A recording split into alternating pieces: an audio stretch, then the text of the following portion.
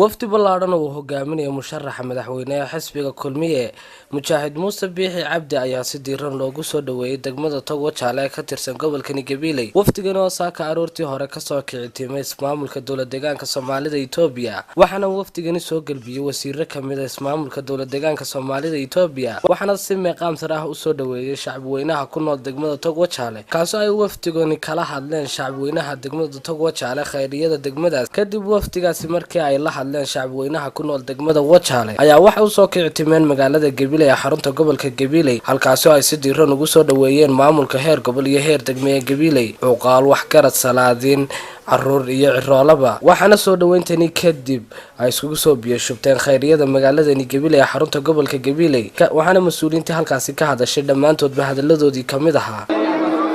mahadnaqayaa dadweynaha reer Wajaale ama degmada Togwa Jaale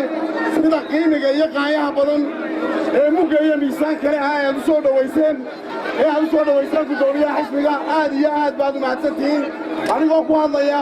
magaca xisbiga gobolka Gabiley aad iyo aad baan ugu mahadnaqayaa oo waqti gaaban hadalkeeda gaaban waxa kaga baxaya gudoomiyaha waxa ku diyaaro ku soo dhaweeyay gobolkii Gabiley maanta lagu kulmiyay qiimaha qaayaha leh xafladda soo dhaweynta ah waqtiga ballaaran ee ka socda jamhuuriyadda Soomaaliland ee ka soo laabtay socdaal ay ku tageen dalka ay walaalaha nahay ee Itoobiya waqtigaas oo hogaaminayo gudoomiyaha xisbiga kulmiye wasiirka daaqiliga iyo xubno kale oo fara badan waxaana halkan maanta soo dhaweynta waxa ka muuqata inay yihiin ummadani ummad ku jecel gudoomiye ummad ku jecel baad arkaysaa gudoomiye reer Wajaale waad aragtaa reer Gabiley waad aragtaa waxaanu ku leenahay gudoomiye adiga waqtigaas ma soo dhawow marka koobaad xisbiga kulmiye ahna murashaxa madaxweyne ee muuqda maanta waxaanu leenahay gudoomiye ku soo dhawow magaaladaadii meeshii aad horaysatay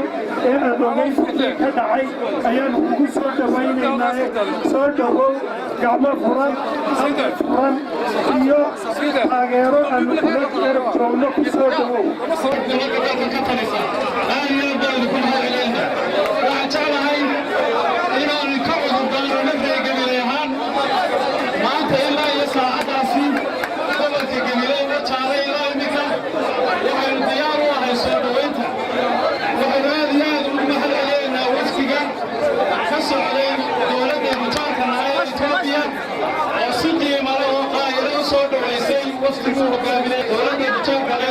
dadweynaha reer Gabiley hadday tahay uqaasheeda hadday tahay salaadiinteeda hadday tahay hoggaanka xisbiga gobolka iyo degmada hadday tahay dadweynaha kale ee kala duwan maanta hadalka waxaanu ku liqanaa farxadda iyo soo dhaweynta waftigeenna qiimaha badan leh Allahu akbar Allahu akbar Allahu akbar ilaahay ayaa mahadle inagu sugay maanta xafladda meelaha badan ee aynu ku soo dhaweynayno musharaxa madaxweynaha jamhuuriyadda barakaysan ee Soomaaliland noqon doona madaxweynaha mustaqbalka insha Allah billahi baari iyo waftiga hogaaminaya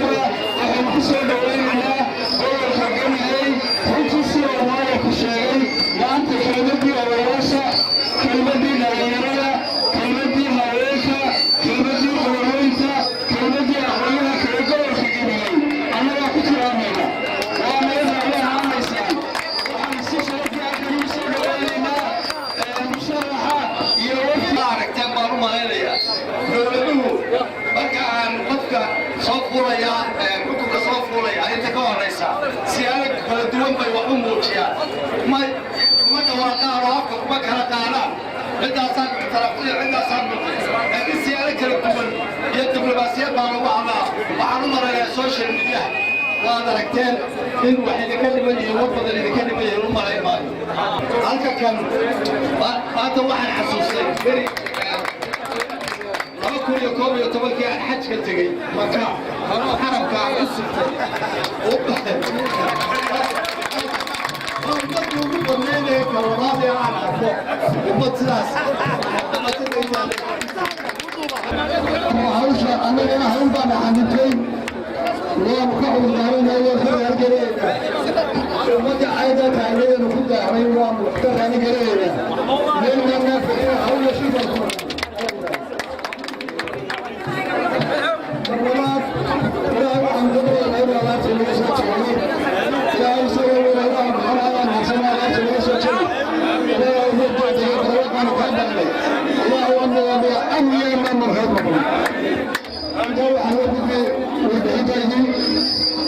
سيدي عشقه هكذا يمكن برد علي أنا قلت وزيرة أو داخلكم مني خارج وجه الخيري لكن أحيانا كدوريستا وعامل كتير من التقناط عن قوة الدولة إثيوبيا وعكرون رئيس الرئيس من أحمد عاشقاء حاج علمي وهو الإنسان مسكناتها رئيس الوزراء وصفي عمل وواقع بلي شيرجار صدار وحاول كلنا الله عملنا الله مقرني انتي بدني نسيو عبان سواف كلامي ويبدأ مني مسوي حكمية انسي دايك دايا عمولي قرينو كورد بالبرا كورد farxaan cabdi ciise muuqaal maqal baahiyaha RTN TV magaalada Gabiley xarunta gobolka Gabiley.